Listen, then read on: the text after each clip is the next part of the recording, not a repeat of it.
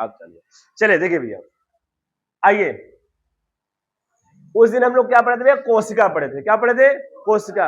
आज हम पढ़ेंगे कोशिका का सिद्धांत या कोशिका सिद्धांत। आई बस में पहले तो आप लोग जाके कहां पे, यूट्यूब पे यूपी बायो वाला, कौन वाला? यूपी बायो वाला पे ये पूरी वीडियो जाके देखेंगे, ठीक है? हाँ सुने, आप लोग जाएंगे और इसको जरूर देखेंगे, ठीक है? यही एकदम सेम डालेंगे स्पेलिंग, कोई मिस्टेक स्पेलिंग नहीं करेंगे, ठीक है? चलिए, क्योंकि जो यहाँ नहीं समझ आएगा आप थोड़ा बहुत वहां जाके समझ लेंगे, फिर नहीं आएगा फिर आके हमसे पूछ लेंगे, क्लियर हो जाएगा कि नहीं हो जाएगा? होगा ना? चलिए देखिए, कोशिका सिद्धांत क्या है, यानी principle of cell, principles of cell, cell principle of cell, कोशिका का सिद्धांत। पहला सिद्धांत दिए थे कौन भैया? थियोडर श्वान, नहीं मैथियस स्लाइडेन है। कौन है?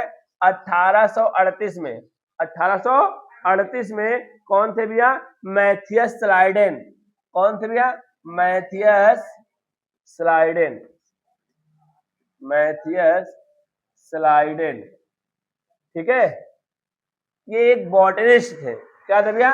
बॉटनिस्ट या वनस्पतिज्ञ थे, यानी वनस्पति विज्ञान के, मतलब इनका अध्ययन, इनका किस में रुचि थी? वनस्पति वैज्ञानिक थे। कैसे वैज्ञानिक थे? वनस्पति में, इनको पेड़ पौधों के बारे में ज्यादा नॉलेज था। इन्होंने पौधों के बारे में, किसके बारे में? पौधों के बारे में जिक्र किया।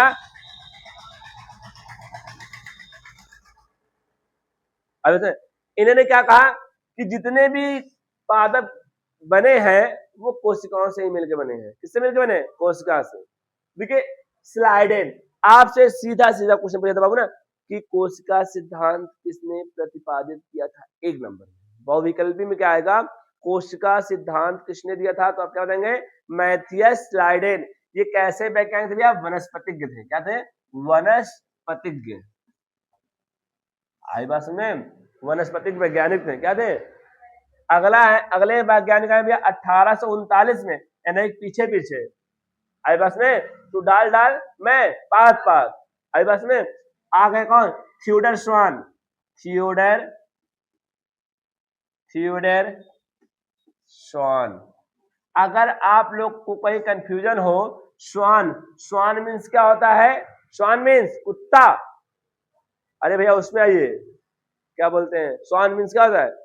अरे यार संस्कृत भाषा में शायद होता है, आए बहुत ज्यादा मैं क्लियर नहीं हूं, लेकिन मुझे लगता है कि श्वान मीन्स कुत्ता वाला संस्कृत में। किसमें? पूरा माने कुत्ता होता है, श्वान एक बार सर्च कर दे, ऐसे मुझे लगता है, ठीक है?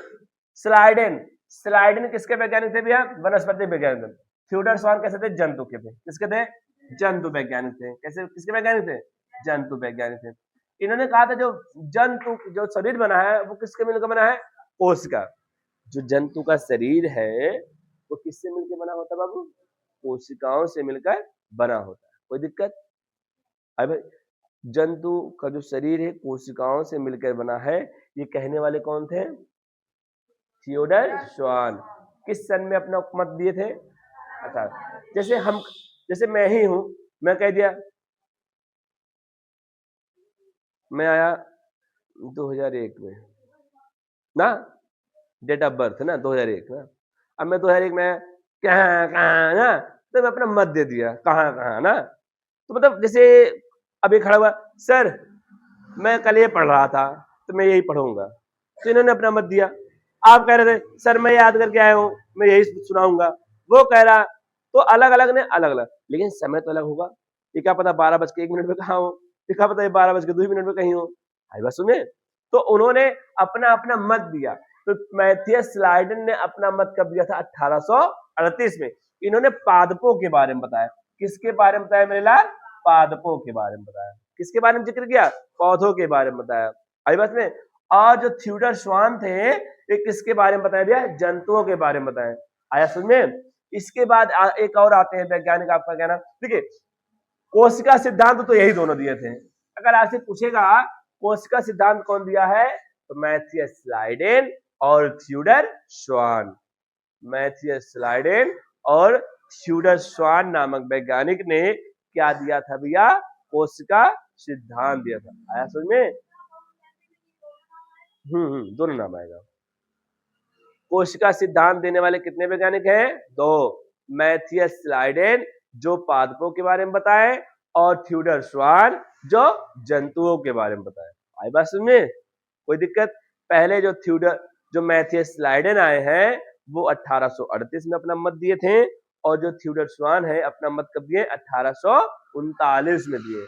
कोई दिक्कत? चले एक देखिए और देखिए, एक है ना, अब पूछा गया कुछ ऐसे वैज्ञानिकों का क्या होता है भैया, ऐसे समूह बैठा होता है, जैसे आप लोग बैठ के पढ़ रहे हैं ना, जैसे मीटिंग होती है, टीचर जैसे स्कूल में टीचर होते हैं, कोई चीज अगर आपको बताना कुछ करना हो, कोई भी अपना चीज करना चाहिए, स्कूल में कोई नई नियम लागू करनी हो बच्चों के प्रति कि कैसा नया प्रेयर करवाया जाए या किस तरीके से पढ़ाए, तो एक मीटिंग बैठती है टीचरों की, वहां टीचर अपना अपना मत रखता है, हाँ ऐसे करें। तो ऐसे वैज्ञानिकों की मीटिंग बैठे थे, तो उसमें ये चल रहा था, कोशिका तो सब जानते हैं, हाँ कोशिका ये है, ये इससे मिलकर बना, ये थी ना। अभी कोशिका का संगठन बताऊंगा मैं, कोशिका किससे किससे मिलकर बना है। अभी वैसे कोशिका के अंदर क्या क्या पाया जाता है, अभी कोशिका खाली परिभाषा बताऊं ना, डायग्राम वगैरह नहीं बताया हूं मैं।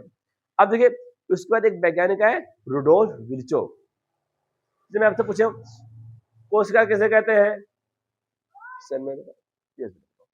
ना, वैसे वैसे एक वैज्ञानिक थे रुडोल्फ विर्चो, रुडोल्फ विर्चो। कौन भैया? सट करना बैठो, हटो, सटला तो गईला, ठीक है, इधर बैठो ना, दीवार उधर चले जाएगी तो लोग चढ़ा जाएगा दीवार। रुडोल्फ विर्चो, कौन चो? एक वैज्ञानिक थे, इन्होंने कहा भैया ओमनी सेलुला ई सेलुली, पढ़े हैं?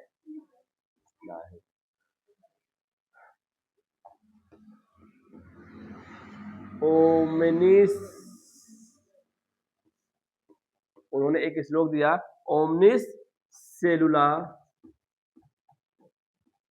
सेलुला ई सेलुली।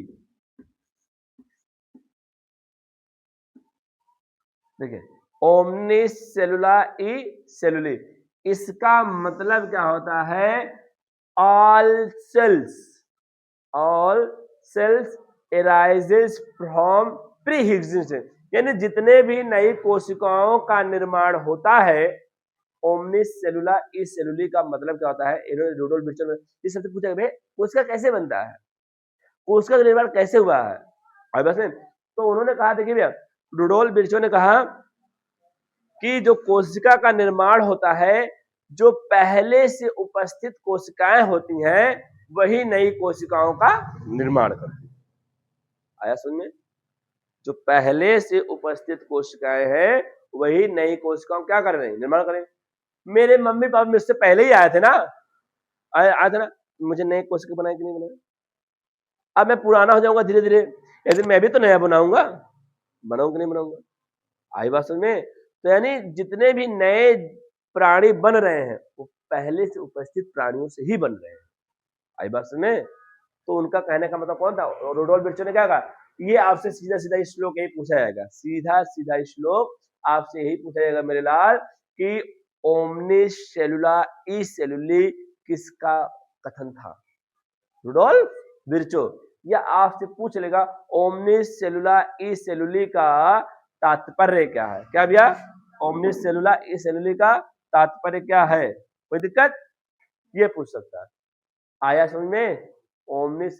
और देख लीजिए सूक्ष्मदर्शी का खोज किसने किया? इलेक्ट्रॉन सूक्ष्मदर्शी की खोज नॉल एवं रुस्का नाम वैज्ञानिक थे। किसने किया था?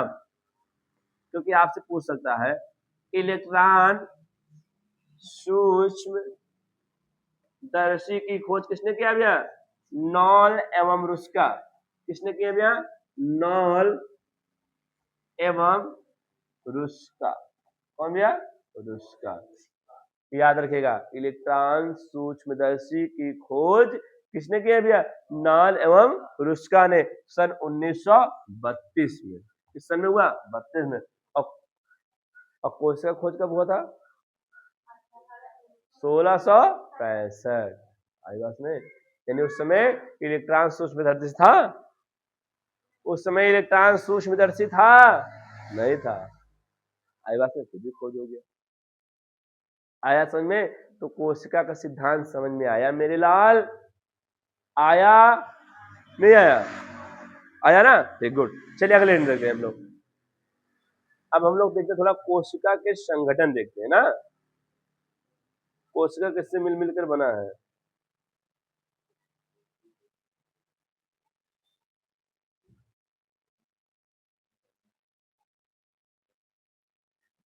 पहले कोशिका प्रकार देखते हैं।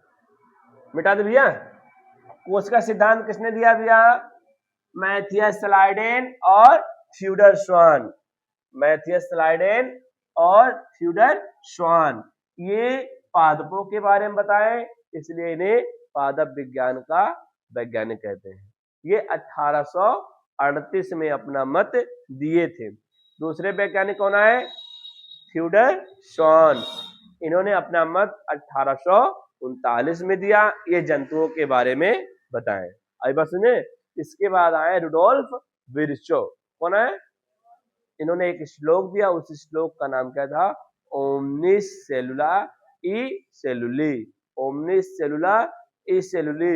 इसका मतलब क्या होता है मेरे लाल? कि जितने भी नए कोशिकाओं का निर्माण होता है वो पुराने कोशिकाओं से ही मिलकर बने होते हैं। आया? चलिए आइए हम देखते हैं कोशिका के प्रकार, टाइप्स ऑफ सेल। चलिए आइए देखिए कोशिका के प्रकार ना। कोशिका के प्रकार, कोशिका को दो भागों में बांटा गया। कितने? या नहीं, कोशिका, जो कोशिका के प्रकार होते हैं इनको दो भागों के आधार पर हम बांट सकते हैं। एक कोशिका का किसके आधार पर बांटेंगे भैया? कोशिका की संख्या के आधार पर बांट सकते हैं, और एक केंद्रक के आधार पर। कोशिका को कितने आधार पर बांट सकते हैं हम लोग? दो आधार पर। एक कोशिकाओं की संख्या के आधार पर और दूसरा केंद्रक के आधार पर। कोशिका के आधार, कोशिकाओं की संख्या के आधार पर कोशिका दो प्रकार की होती है। एक कोश की कोशिका, एक कोश की कोशिका किसे कहते हैं भैया? कोई भी जीव हो, कोई भी जीव, चाहे वो छोटी सी बड़ी जीव हो, जिसका शरीर एक कोशिका से बना होगा, केवल और केवल किससे मिलकर बना होगा? एक कोशिका से मिलकर बना होगा, तो उसे क्या बोलेंगे? एक कोश की। जैसे आप अमीबा देख लीजिए। क्या देख लीजिए? अमीबा। अमीबा क्या भैया? एक कोश की। यूग्लिना, यूग्लिना क्या है? एक कोश की। पैरामीशियम क्या भैया? पैरामीशियम। ये सब क्या है? एक कोश की है। क्या है? एक कोश की। आई बात समझ में? अच्छे से लिख देने, रुकिए। एक कोश की कोशिका किसे कहते हैं? जिनकी संपूर्ण शरीर या जिनकी पूरी शरीर, हाँ, एक ही कोशिका से मिलकर बना होता है, उसे क्या कह देते हैं? एक कोश की कोशिका। जैसे अमीबा, कौन भैया? अमीबा, पैरामीशियम और यूग्लिना। और क्या है? और कुछ बताइए। यूग्लिना के अलावा और कुछ बताइए। और नहीं जानते आप लोग? हाँ, का प्लाज्मा, माइकोप्लाज्मा,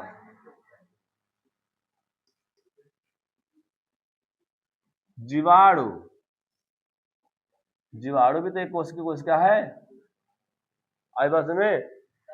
ये सब क्या है? एक कोशिका। अगला है भैया बहुकोश की कोशिका। दूसरा क्या है? बहुकोशिकीय कोशिका। क्या है? बहुकोशिकीय कोशिका। क्या भैया? बहुकोशिकीय कोशिका। इसे मिटा देंगे, इसके बाद में ध्यान देंगे। बहु, अगला दूसरा क्या भैया? बहुकोशिकीय कोशिका। देखिए नाम से ही क्लियर है, बहुकोशिकीय। दो बन गया।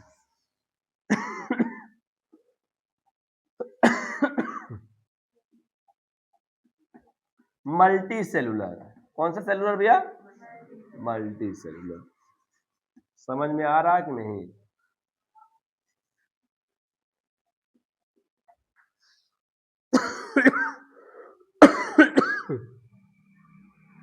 चलिए, बहुकोश की कोशिका क्या कहते हैं भैया?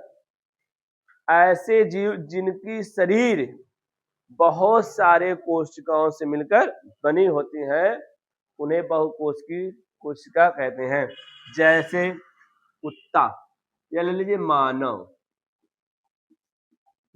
गोजर, देखिए ना, सांप, बिच्छू ले लो, बिच्छू, घोड़ा,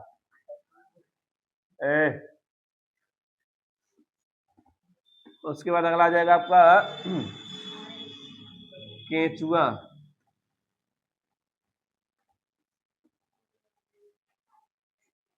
इत्यादि लिख दीजिए। ये सब क्या है? बहुकोश की कोशिका। आया समझ में? कोशिका संख्या के आधार पर कितने प्रकार के होते हैं? कौन कौन से? एक कोश की कोशिका और बहुकोश की कोशिका। एक कोश की कोशिका किसे कहते हैं? जिनकी पूरी शरीर कितने कोशिकाओं से मिलकर बना? एक कोशिका से। उसे क्या कहते हैं? कौन कौन एग्जाम्पल भैया? ठीक, गुड गुड, ठीक। चलिए अगला देखिए, बहुकोश की कोशिका किसे कहते हैं? ठीक, गुड, जिनका शरीर बहुत सारी कोशिकाओं से मिलकर बना होता है। ठीक, गुड। और बताइए एग्जाम्पल में देखिए, ठीक है। चलिए, दांत ना निकाला छेड़ी की तरह, गधे कहेंगे। तुमसे तो भैंस हंसती है।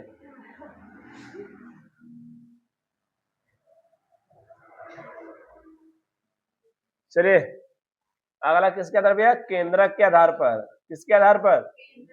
केंद्रक के आधार पर।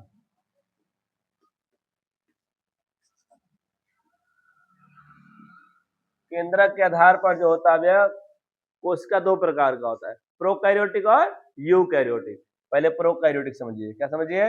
प्रोकैरियोटिक, प्रोकैरियोटिक कोशिका। कौन सी कोशिका? प्रोकैरियोटिक कोशिका। कैसी कोशिका? हाँ, चलिए प्रोकैरियोटिक किसमें?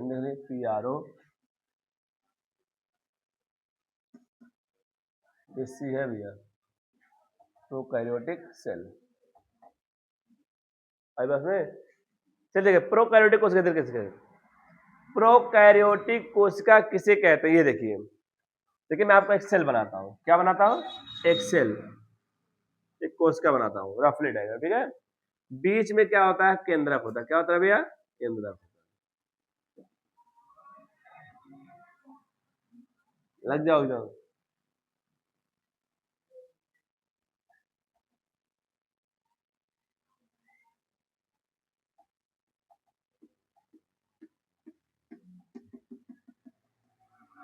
आजकल तो भोजपुरी एक जमाना है भैया ना।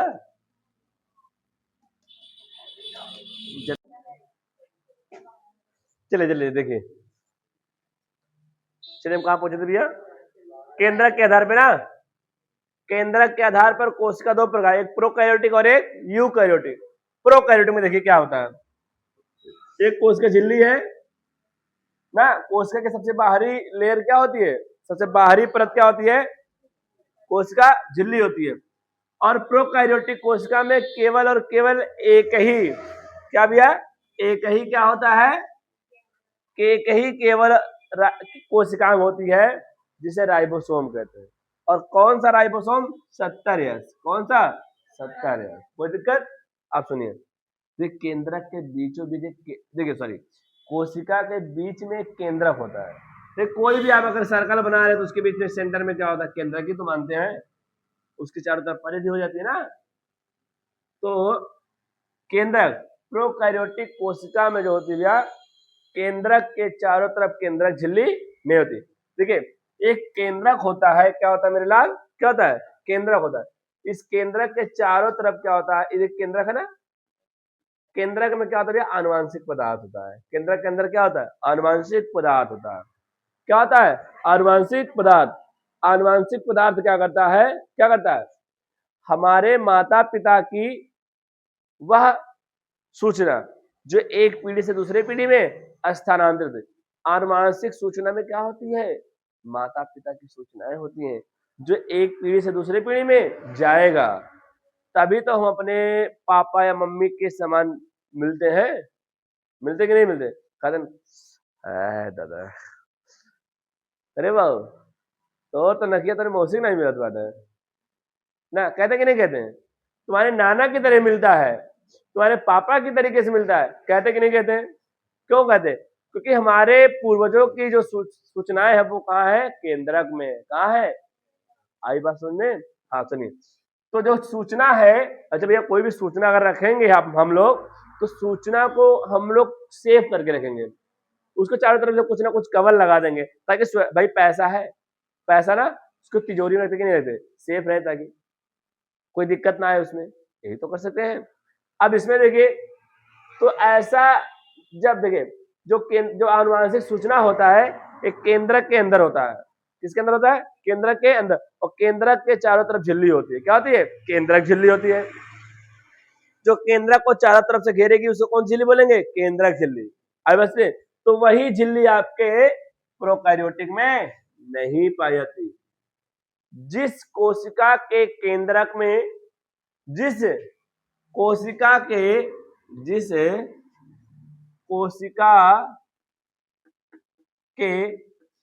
केंद्रक में केंद्रक झिल्ली अनुपस्थित हो, क्या हो, केंद्रक झिल्ली अनुपस्थित हो, उसे क्या कह देते हैं भैया, प्रोकैरियोटिक कोशिका कहते हैं, क्या कहते हैं, प्रोकैरियोटिक कोशिका कहते हैं। कोई दिक्कत, ऐसी कोशिका या कहते जिस कोशिका के केंद्रक में केंद्रक झिल्ली नहीं पाई जाती है उस कोशिका को हम लोग क्या कह देते हैं, प्रोकैरियोटिक कोशिका। और ऐसे कोशिका के अंदर जो आनुवांशिक सूचना होती है ऐसे ही कोशिका द्रव्य में बिखरी होती है। अब समझिए कोशिका द्रव्य क्या होता है, देखिए कोशिका के अंदर, किसके अंदर मेरे लाल, कोशिका के अंदर जो द्रव भरा होता है, क्या भरा होता है, द्रव, उसे हम लोग क्या कह देते हैं, कोशिका द्रव्य। अब इसमें उसी को हम लोग क्या कह देते हैं, कोशिका द्रव। अब भाई द्रव में बहुत सारे लिक्विड, उसमें अकार्बनिक, कार्बनिक, जल, बहुत सारे प्रोटीन, वसा, विटामिन सब है उसमें, अब बस में, तो उन्हीं सबको हम लोग क्या बोलते हैं, कोशिका द्रव्य। अब कोशिका द्रव्य में आनुवांशिक पदार्थ क्या होता है, बिखरा होता है, क्यों, कोशिका द्रव्य तो झिल्ली है, ये नहीं है भाई, जिसके माता पिता नहीं रहेंगे, जिस बच्चे के माता पिता ना हो वो लड़का कैसे रहेगा, वंचित रहेगा कि नहीं रहेगा, पढ़ाई से वंचित रहेगा, कपड़े चाहे वो साफ हो साफ ना हो, कोई केयर करने वाला है नहीं है, तो ऐसे बेचारा पड़ा है वो।